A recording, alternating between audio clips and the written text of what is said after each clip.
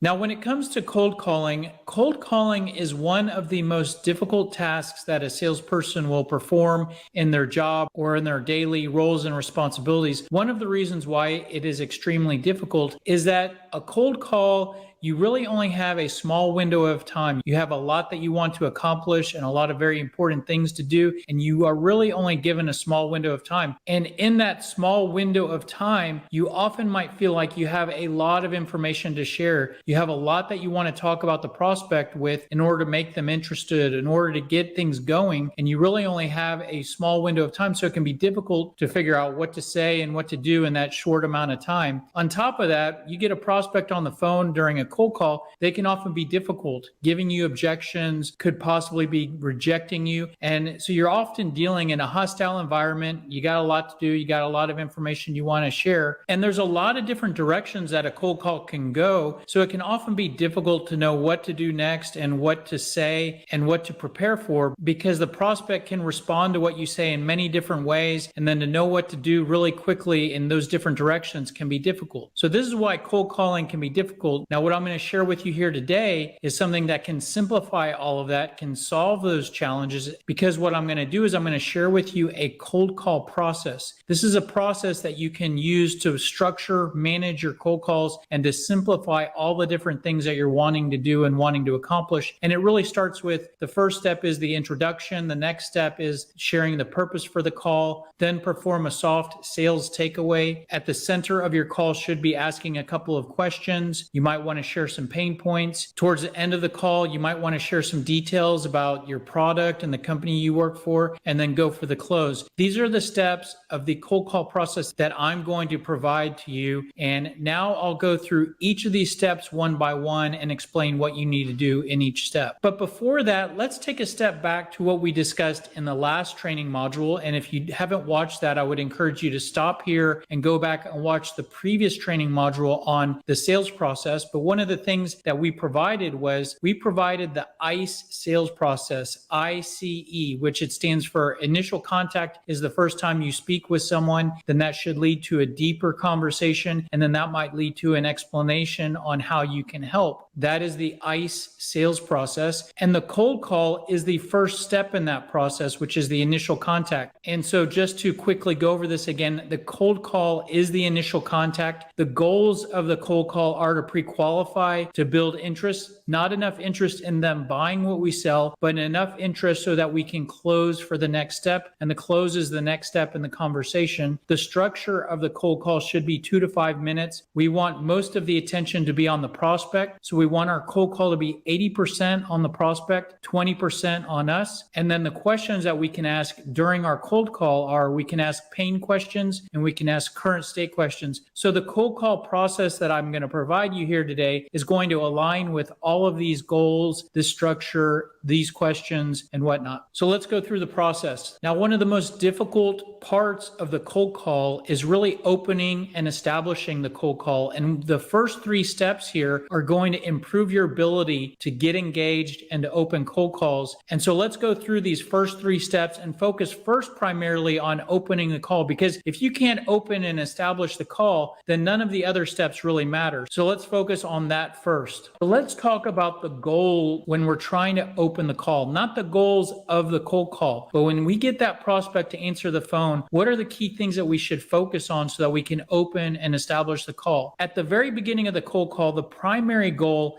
is just to get the call going and established. And it's not to sell the product. Even the goal at the end of the cold call is not to sell the product. The goal at the end of the cold call is to close for the next step in the sales process, which most likely should be the conversation. But especially at the beginning of the call, the goal is just to establish the call. We also want to focus on trying to buy a short window of time. We have a lot we want to accomplish, and we want to try to secure a window of time to operate in. That way we can be more more relaxed and focus on what we need to accomplish. And we want to minimize triggering any guardedness at the beginning of the cold call. When the prospect answers the call, their guard might be at a medium level. Everything that you say and do will either increase guardedness or decrease guardedness. You really want to focus on doing everything you can to not trigger any more guardedness and possibly decrease guardedness. So I'm going to give you some tips for exactly how to do that. And so before we get into how to do that, let's go back to some of the core concepts that we discussed in a few previous training modules. The first one is we need to assume that the prospects that we're calling and that we get on the phone, that they're extremely busy. And also that the prospects that we're talking to get sold to a lot. We're not the only salesperson that's calling and emailing them. There are other salespeople that they're talking to and that they're interacting with and getting sold to every day. And because of that, the worst thing we can do at the beginning of a cold call is to say something that makes us sound like we're a salesperson that's trying to sell something. As soon as we do that, we're going to trigger more guardedness, and that's going to make it more difficult to open and establish the cold call. We want to focus more on the prospect's interest. We've already talked about that the cold call process that we're going to go through is going to focus more on the prospect's interest. And this is something we haven't discussed yet, but there's a concept that you can implement at the beginning of your cold call, which is to confirm that the prospect is available. Now, this is actually a debatable topic, with probably about half of the sales community saying that you should not try to confirm availability, and the other half saying it's very good to confirm availability. I'll just let you know, I believe in confirming availability at the beginning of the cold call. Let's dig into this real quickly a little deeper. So why do so many people say don't confirm availability? Well, their argument is if you ask the prospect if they're busy or if they're available, this creates an opportunity for them to give you an objection. You're basically giving them an opportunity to say, I'm busy or I'm not available to talk to you. So why give them that opportunity? And because of that, their core belief is to just power through. Don't ask if they're available. Power through until the prospect tells you that they're not available. Now, my core belief is that you should always start every cold call by confirming availability. And the reason why is because you want to identify how busy the prospect is. Remember, we know that the prospect's busy, so we don't need to necessarily ask, are you busy? Because we're operating with the assumption that prospects are extremely busy. But what we want to find out is how busy is the prospect? Is the prospect normal busy or is the prospect crazy busy? If we identify that the prospect is normal busy, then we try to continue to proceed. But if the prospect is crazy busy, then that's not going to be a good time for us to even try to execute on our cold call, and we might want to stop and try to regroup on another day. I'll give you an example. Crazy busy would be that the prospect is in the middle of a meeting and for some reason they answered your phone. Maybe they thought you were someone else. That's not going to be a good time for you to do your cold call. So don't even try. And by confirming availability, we will identify where the prospect is between normal busy and crazy busy. I mentioned that one of our goals at the beginning of the cold call is to try to buy a window of time that we can operate in and try to accomplish the different things that we need to do during the cold call. And confirming availability is one way to buy you that window of time. I personally believe confirming availability helps you to build rapport. When you confirm availability, you're communicating to the prospect, I understand that you're likely busy or that your day is typically very busy, and I want to check to see how busy you are before I try to take any of your time. And that's a small gesture that can help to build rapport. Now, the key thing here is, how are you checking to confirm availability with the prospect? Obviously, you're going to ask some sort of question, and there's a lot of questions that many salespeople ask that are not great. For example, asking, is this a good time to talk? Remember, we are assuming that prospects are extremely busy. So it's probably never really a good time to talk. So don't ask, did I catch you at a bad time? Also,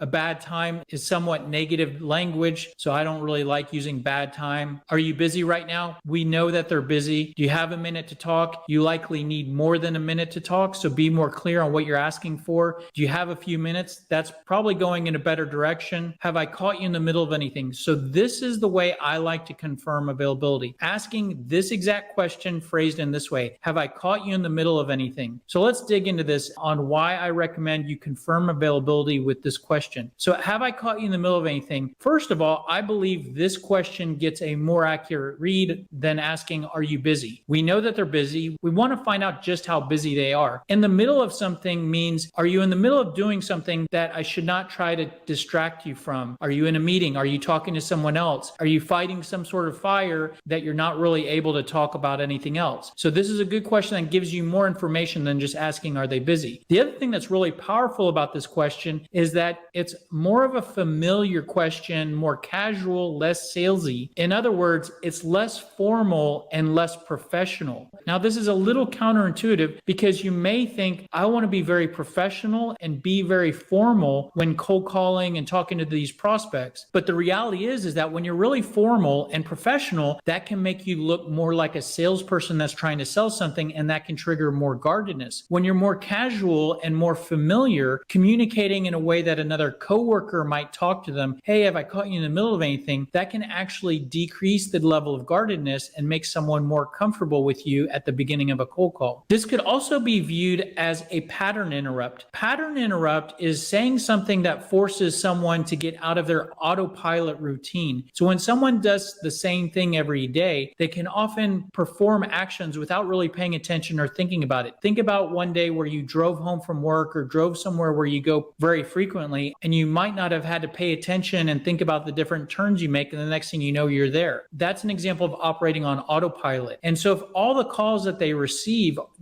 begin with a question of like, are you busy, or how are you doing today? And then you ask a different question, which this question is typically different than what most people ask, which is, have I caught you in the middle of anything? It can force the prospect to sort of switch off autopilot and pay attention to what you're saying and get more engaged. Like I've said already, I believe confirming availability with this question creates rapport. Not only does it show respect and show that you understand them, but when you add in the fact that this question is more of a communicating in a very familiar, casual way, it begins to create a little bit more rapport in a very quick moment between you and the prospect.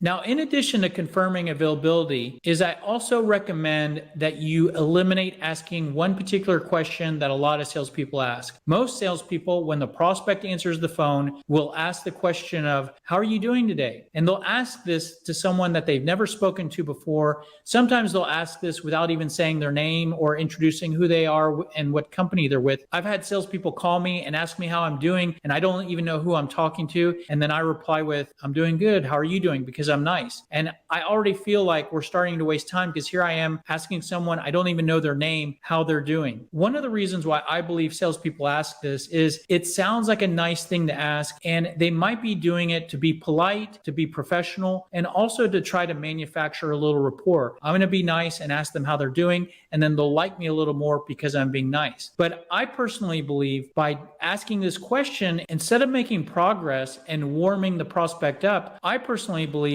you are sounding like a salesperson that's trying to sell something, and that's going to trigger more guardedness and begin to push the prospect away. So you're actually being less productive in trying to achieve what you're trying to achieve. So I actually recommend eliminate this from your cold call. Now, here's one important caveat. If you've spoken to the prospect at least one time, ask them how they're doing. You could have talked to them one time for 3 minutes. And if you've done that, you're talking to them and you've spoken before, you can ask them how they're doing. But if it is a cold call and you've never spoken before, do not ask them how they're doing. And you may say, well, if I don't ask them how they're doing, what do I say in place of that? Won't I be rude? Well, let me go back to the confirming availability. Where you typically ask, how are you doing today, is the perfect place to confirm availability. And in your script, that will look something like this. Hello, Mary. This is Michael Halper calling from Sales Scripter. Have I caught you in the middle of anything? So that's where you would say, how are you doing today? And instead, you are asking, have I caught you in the middle of anything? That small change can transform your ability to open and establish cold calls. In fact, we get a lot of feedback from our customers and our YouTube subscribers. And one of the most common things that I hear back is that people watched our videos and went through our training, and they just added this question and it transformed their cold calling efforts. And one of the reasons why it can be such a big change is by making that small change of, instead of asking how you're doing, have I caught you in the middle of anything, you go from pushing someone away to creating rapport and opening someone up. And the difference between that is huge. And when you're just trying to open the cold call, that can be all the difference you need to get going. Now, when you ask, have I caught you in the middle of anything, or you try to confirm availability, there's really only 3 categories of responses that you're going to hear. You're going to hear some version of, no, I'm okay, or it's okay, what do you got? Or I am, but I have a minute. So you'll get some version of I'm fine, meaning I am available. You're going to get some version of it depends. So before they confirm that they're available, they want to know what you're calling about, or their availability depends on who you are and what you're calling about. So it depends. And that might look something like it depends. What are you calling about? It depends. What is this in regards to? Or they just may say, well, what is this in regards to? And the other path that this can go is someone says, I'm not available, or I'm busy right now, or I don't have time for this. So that looks like 3 different directions that your call can go in this exact moment. But it's less complicated than that, because these 2 responses actually go to the exact same place in your cold call script, which is the next step in the process. So if you get any version of yes, but I'm okay, no, I'm fine, it depends, why are you calling, what is this in regards to, you then progress to step 2 in the process, which is to simply share the purpose for the call. And we'll talk about what to say at that step next. But before I do that, let's talk about the other option, which is they give you some sort of objection like, yes, I'm in the middle of something, I'm busy right now, I'm not available. So basically you're trying to confirm availability and they're saying I'm not available. And then what you can say here is you can deflect, because that's basically an objection, and you can deflect that objection with here are a couple responses. Oh, okay, well, I can be really brief, or I can call you back at another time. Which do you prefer? Or, okay, what's the best time for me to call you back? When you say either of those, you may either get a time for you to call them back, or when they find out you're going to call them back and they're going to have to deal with you again, you may get the green light to proceed to the next step, which is the purpose of the call anyways. So there's a couple options there. By the way, we'll dig into objection handling all by itself in another training module, and that is one of the objections that we'll discuss in that training module. So let's get back to the process here, and let's assume that we've gotten the green light in some way or another to move to the next step. So the next step is to share the purpose of the call. And this is very logical. You want to talk to this person, you're calling them. So one of the first things you should share with them is why you're calling them. Now, so what are we going to tell this person for the reason why we're calling them, or the reason why we want to talk to them? Now, if you follow your natural instincts and genuinely tell the prospect the purpose for your call, you may say something like, well, the reason for the call is I want to introduce myself and introduce our company. You might tell them that you're calling because you want to schedule an appointment or meeting with them. You might tell them that you're calling to learn about their needs. You might want to share details about the product that you have to offer. And ultimately, you probably want to sell the product to them. Now, those are probably very honest reasons for the purpose for your call. Now, I don't want you to be manipulative or dishonest in any way, but I don't want you to say anything that is anywhere close to any of these, because any of these basically make you sound like a salesperson that's trying to sell something. And all of these really focus more on your interests than on the prospect's interests. Remember, we want the cold call to be more about the prospect and less about us. Scheduling an appointment or meeting or talking about our product, all of these are more aligned with our goal of selling our products and services. So even knowing you want to accomplish these, and these could be genuinely the purpose for your outreach, you just want to avoid talking about these at least at the very beginning of the cold call. So what are we going to say instead? Well, let's try to spin the purpose for the call in the best possible way to make it more about the prospect and something that the prospect might be more interested in talking about. So I'm going to give you a couple options here, and you can pick one of them that might fit best with you. So one option is you could discuss some research that you've performed. For example, they say, oh, I'm available. What do you got? Well, great. The reason for my call is I've been researching your business and I found some areas where we might be able to help you to improve operations, decrease costs, improve delivery of services, whatnot. Now, ideally, this can be a great way to open the call. Now, you would need to have something to say here. So you would need to perform some sort of research or have some information about that business. So if you don't have any research to discuss, don't use this. But if you have something, that's a great purpose for the call. Another thing you could do is share an internal referral or name drop. So if you've spoken to someone else in the organization and been referred to them, that's a great purpose for the call. For example, hey, the reason for my call is I've been talking with Mary Thomas and we discussed how you're currently using a manual process for clustering. We help to automate that, and I'd like to talk more about that with you. That's a great reason for the call. That's social proof. It's showing that you're somewhat already inside and engaged with the organization. Now, again, if you haven't spoken to anyone else, you might not be able to perform that name drop. So I'll give you another option here. here. If you've spoken to the prospect that you're cold calling before, you could certainly use that as the reason for your call. Great. The reason for my call is we spoke about 6 months ago and you mentioned having issues with data processing. I want to check back in and follow up with you. That's a great way to state the purpose of your call. Now, I have had salespeople call me and use something like this, and I'm 100% sure that I've never spoken to them before. So they almost used a dishonest previous call follow-up purpose. I would not recommend that. Only use this when it's genuine. So if you're not performing any follow-up, you can't really use this.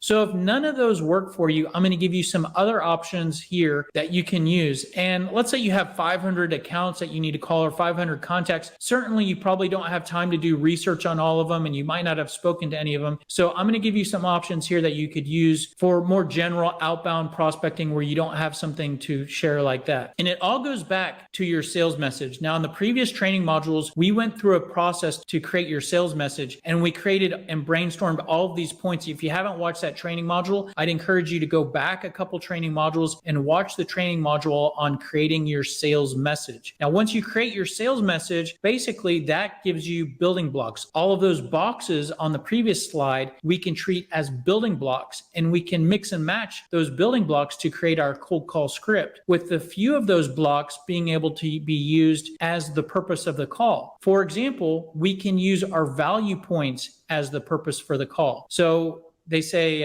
I'm available. What do you got? Great. The reason for my call is we help small businesses to increase the amount of revenue they generate through their website. That's the reason for your call. That's a very attention-grabbing, optimum way to communicate how you can help, and a great place to put it, which is right at the beginning of the call. You could also use your pain points in the exact same way. Great. Well, the reason for my call is we work with small businesses, and they often have challenges with that website visitors are not converting on their website. I don't know if you're having that challenge or not. So you have the pain points as the purpose of the call. You could also use an external name drop. So we just already talked about an internal name drop as the purpose for your call. But again, if you don't have one of those, you could use an external name drop. So great. The reason for my call is we worked with an accounting firm and they needed to generate more leads online. To solve this, we helped them to redesign their website, and that helped them to convert more traffic into leads. Ultimately, they were able to increase the revenue they were generating through their website. So there's the name drop example from your sales message, or the sales message that we created for demo purposes. So that's stating the purpose of the call. Where you go from that is that you advance to the sales takeaway. Now, we have a training module that is going to go into deep detail about what the sales takeaway is, how to use it, when to use it. But a quick preview on that so that we can talk about the sales takeaway right here is that the sales takeaway is basically the opposite of trying to get the prospect to move forward. So in most scenarios, you're trying to get the prospect to move to the next step or to buy your product. You want them to become more interested, and you're always trying to push forward. When you do the takeaway, you're actually taking away what you try to sell. And you can do that by expressing doubt in the fit or justification for what you sell being a fit for what the prospect needs or wants. For example, saying, well, I don't know, maybe you guys don't really need what we sell. And while that might sound like something crazy to say when you're a salesperson that's trying to sell something, there are strategic moments where you'd actually want to take away what you're trying to sell. Again, we'll get into that later in terms of when to do it and how to properly use it. But this is a really powerful thing to do. And when you do it at the right time, one of the reasons it's extremely powerful is that it's the opposite of what most salespeople do. Most salespeople are always just pushing, and never do a takeaway. So when you know the right moments to do the takeaway, it can really help to move things forward if you do it at the right time. And one of the times where it can be really powerful to do that is at the beginning of the cold call when you're trying to open the cold call. Remember, we're still at that stage where we're still trying to open the cold call and get the call established. And at the end of that, we're going to do a sales takeaway. Technically, it's what I would refer to as a soft sales takeaway. So we're not doing a firm takeaway by saying, maybe you guys don't need this right now. We're doing a soft takeaway just to express a little doubt. And we do this right after we share the purpose for the call. So we just said, hey, I help small businesses to get more website visitors to convert into sales. And then right after I do that, I do a sales takeaway to say something like, but I don't know if we can help you in the same way. I don't know if that's an area that you want to improve, or I don't know if you're the right person for me to speak with about that. So I'm expressing doubt. And this is extremely powerful because what this does by combining this with the purpose for your call, which is usually pushing the prospect in some sort of way, and then you do a takeaway. So it creates this push-pull effect. So you're pushing forward, and then you're doing a takeaway to pull it away. For example, when you say something like, great, the reason for my call is we help businesses to increase the revenue generated through the website, but I'm not sure if we can help you in the same way or not. This can greatly help you to open the call. The reason why is because most salespeople are pushing.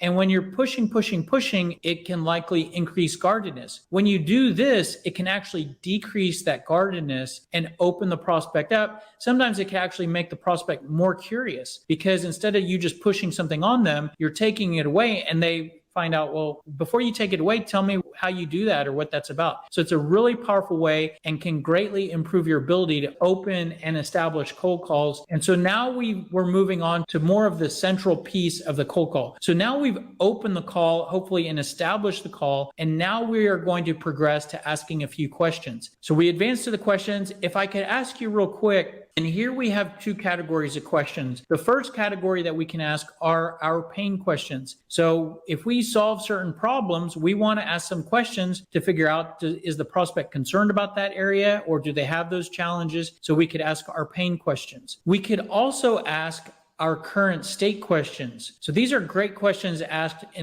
during a cold call. Now, you may have the question of, well, do I ask the pain questions or do I ask the current state questions? It's kind of up to you. It might be up to the person that you're calling. It might be up to how they sound. It's definitely it could depend on what you sell. Some products or services, it's more productive to start out with current state questions. Some products or services might be good to start out with your pain questions. Now, what I will say is, you've seen from these two slides a bunch of questions. You do not have time in an initial contact and in a cold call to ask all of these questions. You have about enough time to ask between 2 to 4 questions. So you need to determine which of these questions are you going to ask. So you might want to think ahead of time, which of these questions should you lean towards asking first or most? But the questions are really the central piece of your cold call. And remember, we want the cold call to be more about the prospect. 80% is about the prospect. And this is how you're keeping most of the call really about the prospect, and you're talking about them. Now, this is where you start to bounce around a cold call script, because the prospect's going to say something, and depending on what they say will determine where you go next. But I'm going to give you some tips and logic for using what the prospect says to determine where to go next. So if you ask a question, your prospect will have some sort of response. Now, since each of us are going to have different questions, I can't really tell you that if the prospect says this, then do this. But what I can say is, depending on how the prospect responds, you can put their answers into 3 different categories. And depending on the category, that can tell you where you should go next in your cold call script and in the cold call process. So the 3 categories for questions are, the prospect could give you a hot response. Now, a hot response for you is like, hitting jackpot in a casino. This is a very good answer. What it means is that you've asked a question, either pain or current state, and there's a problem going on. Things aren't great. So picture this red frown face. This is the prospect. So things are not working well. They're hurting. They have pain. And this is a great answer. So that's a hot response. You might also get a neutral response, which this is neutral. The prospect is not upset, nor are they happy. So this is a yellow flat response. Now, this could also be that the prospect doesn't know the answer to your question. So you might ask a pain question and the prospect doesn't really know whether things are good or bad.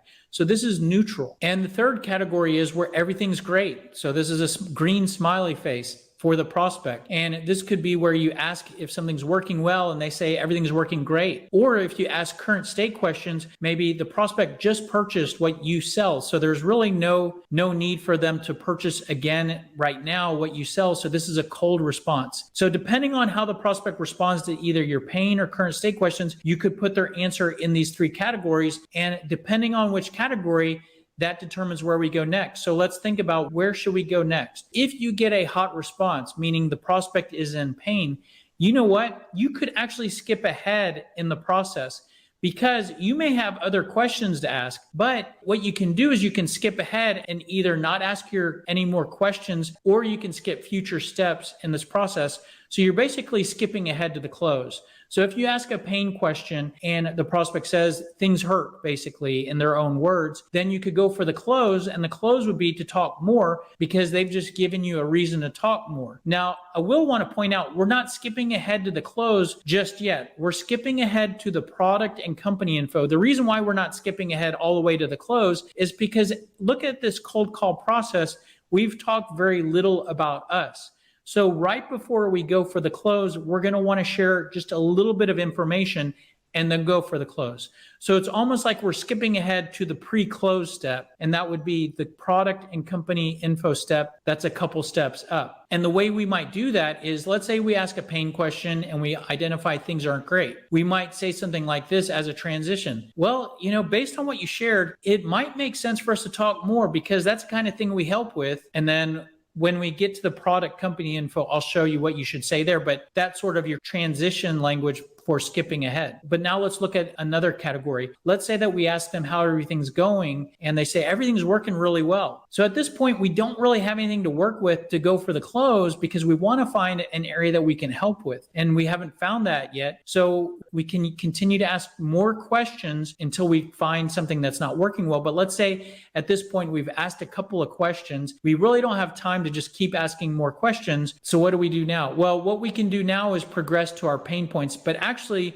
let's pick up another category because we can treat another category of responses in the same way. So it's not completely complex because if the prospect is in neutral, which means they're saying, everything's okay, or I don't really know how everything's going, we can also group these together with the prospects that say everything's great. So if we have everything's great or everything is okay, then what we do is we progress to our pain points. Because remember, we're trying to identify areas where things aren't great that we can help with and use that as a justification to close for the next step, which is the conversation and talking more. So if things are okay or things are great, we need to continue to progress to the pain points. And that's where we might transition with something like, well, it sounds like you guys are doing pretty good. And now let's progress to the pain points. So if we progress to the pain points, remember, our questions really did not give us anything. So we might say something like, well, it sounds like you guys are doing pretty good over there. Actually, we work with a lot of small businesses, and they often have issues with that. A lot of people are coming and putting stuff in their shopping cart, but they're leaving them abandoned. Their website visitors are not converting to customers. Are you having that challenge at all? Are you concerned about any of that? And so now we're checking back in. What we did is we tried to find that particular pain point by asking questions. We asked our questions and they said everything's great. At this point, we're just giving them the problems and saying, you have any of that? Picture this being similar to a doctor, where a doctor is asking about symptoms, saying, do you have lightheadedness? Do you have headaches? Do you have loss of appetite? And the patient is saying, I don't feel well, but all of those symptoms I don't have. So at this point, the doctor may stop asking questions about, do you have this and do you have that? And the doctor may say, well, let's just check the box. People that usually have this particular problem have this, this, and this, and this. Do you have any of those? And so that's what you're kind of doing here. This is like your fallback position. Let me just tell you, this is what businesses I work with often have challenges with.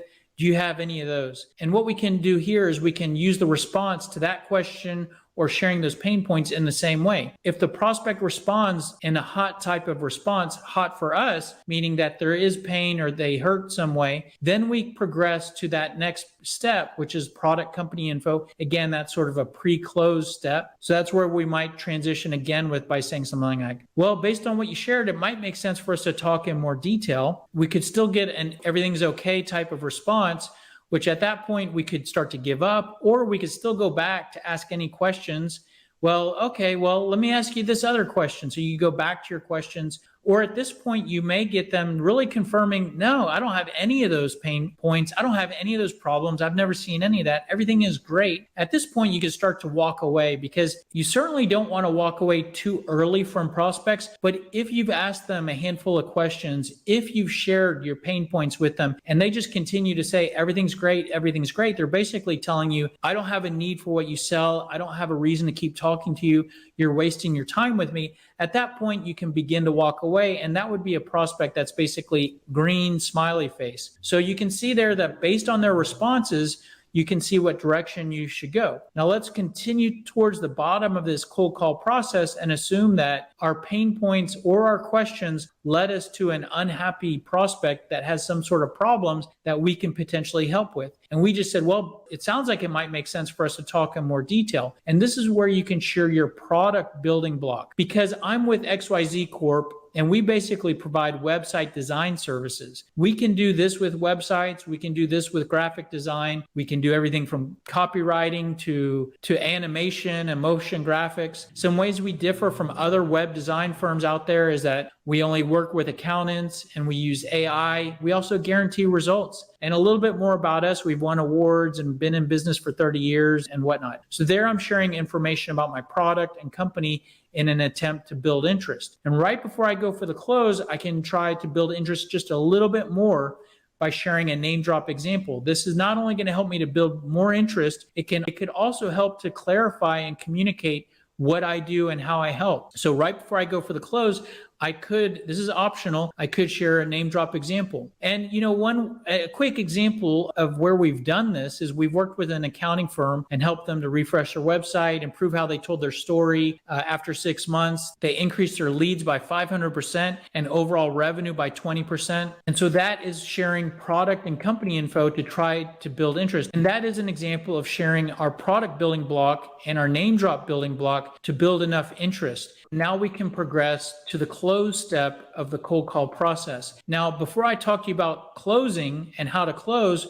remember, this is our sales process, the ICE sales process: initial contact, conversation, explanation. The next step in the process is the conversation. The close for the cold call is not to sell the product. We don't have to build enough interest and close the prospect on buying our product. We just need to build interest and close the prospect on talking more. And that's where we close in this type of way. But, I've called you out of the blue. I'm not sure if this is the best time to discuss this. Are you interested in digging into this a little bit more? Are you available for a brief 15 to 20 minute call where I can share some examples of how I've helped other businesses and you could repeat your benefits and value proposition here? Are you available Tuesday or Thursday morning? Are you available to keep talking about this now?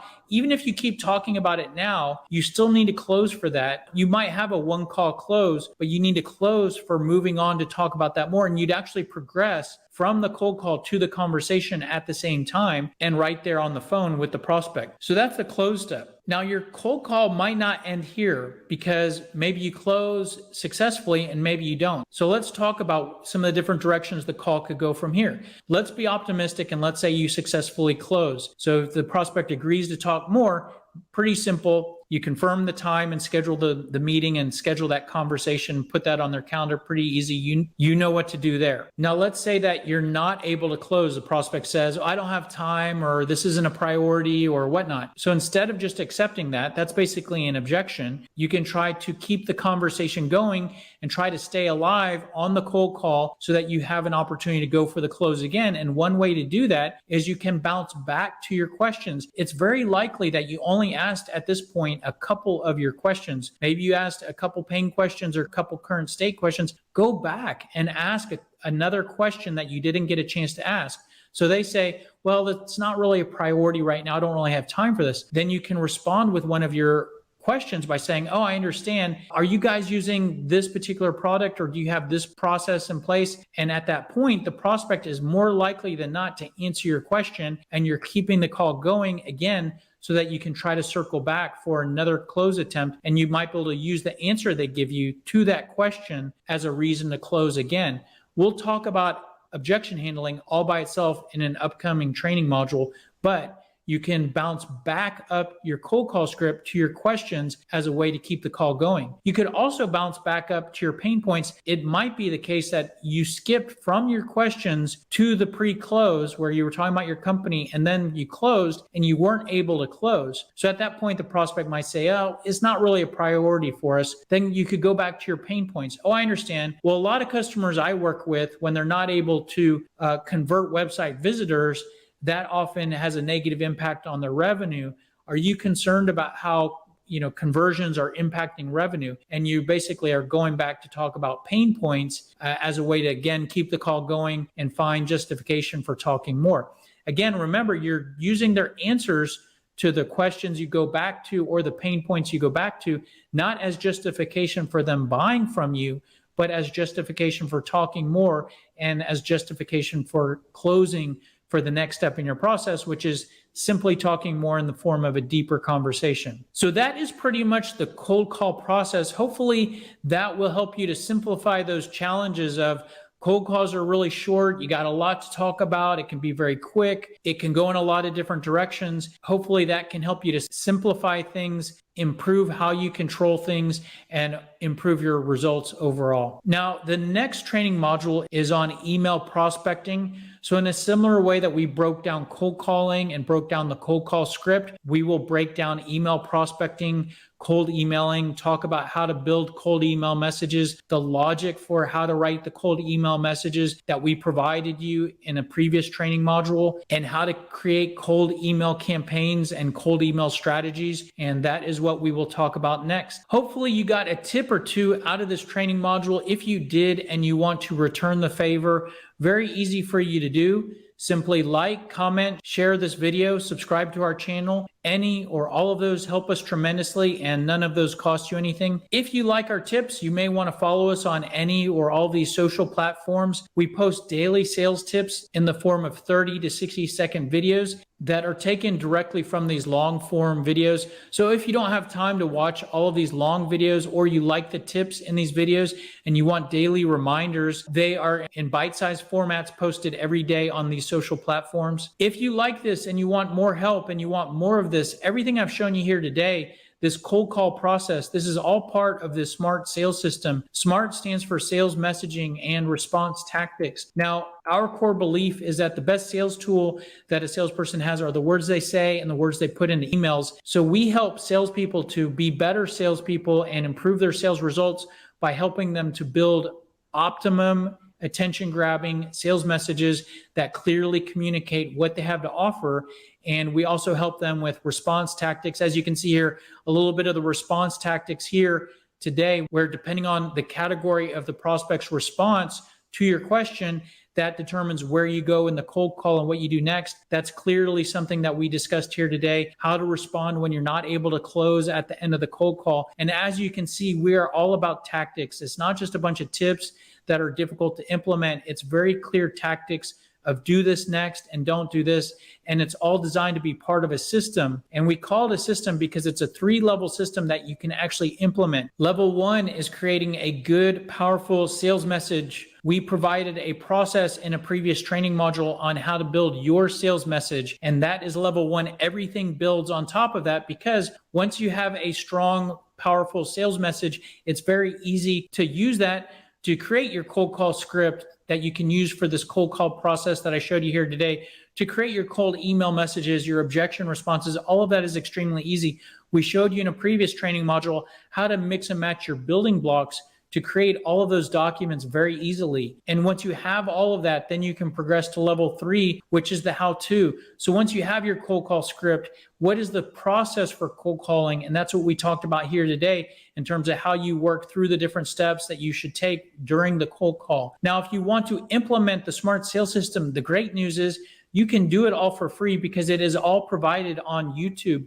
You can go to this playlist, the SMART sales system, sell smarter, not harder. There is a video and training module for each step of the SMART sales system. And we give it away for free because all of this aligns with a product that we sell called Sales Scripter. And Sales Scripter aligns with this because the foundation is to create a strong sales message. There is an area of Sales Scripter called the Sales Message Builder that it will take you through our sales message creation process step by step. So it makes creating your sales message much easier, not only creating your message easier, but ultimately, once you get going, you'd want more than one sales message, and Sales Scripter makes it easy to have more than one sales message, and each sales message is going to create a number of different scripts. And so to keep all of that separate in Sales Scripter is much easier. And what I mean by that is that each sales message fills out a library of documents in Sales Scripter that aligns with level 2 called the Sales Playbook. You get a library of documents for each sales message that you create. So you could do all of this outside of Sales Scripter in a Word document, but if you really get going and you follow this methodology, it's much easier to do it inside of SalesScripter. And SalesScripter aligns with level 3 from an execution standpoint. We have a full CRM that can help you with cold calling, email automation, cold email campaigns, dealing with objections, lead scoring, and whatnot. And the upgrade from there would be you can certainly purchase consulting hours with me where I can help you with any of those levels. I can help you to create your sales message, help you to create your scripts and email templates, help you with execution. If all of that's interesting, but you still don't know what to do next, another option is you might want to check out the book that I wrote called The Smart Sales System, Sell Smarter, Not Harder, and you can get that on Amazon here. And if you have questions, you want more information, you want more tips, probably the best place to go is salescripter.com. There's more videos. There are ebooks that are free to download. If you have questions on SalesScripter, the product, there's plenty of product information. There's a chat window. You can chat with us or contact us through the website if you have other questions. Thanks for being here. Hope this was helpful. Thanks for staying to the end of the video. We will see you on the next one. Have a great day. Take care. Bye.